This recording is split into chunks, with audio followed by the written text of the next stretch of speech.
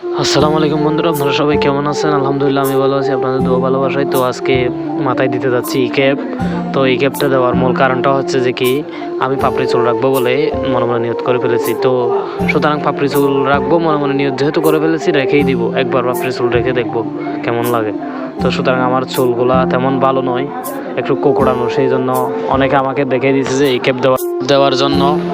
তো E cap নিলাম, হাতে পেটে নিলাম, তো মাথায় দিব।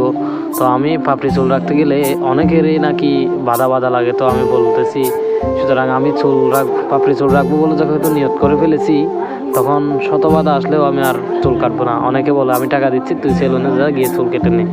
সবাই বলে, প্রায় সবাই বলে। তো সুতরাং আমি কারো কথায় কান না দিয়ে পাপড়ি চুল রাখার জন্য মনে মনে নিয়ত করে ফেলেছি, আমি পাপড়ি চুল রাখবো। তো ইনশাল্লাহ আজকে অনেক দিন যাবৎ চুল কাটা হচ্ছে না, পাপড়ি চুলের প্রায় মোটামুটি চলে আসছে। তো আপনারা দোয়া করবেন যেন পাপড়ি চুলগুলো রাখতে পারেন।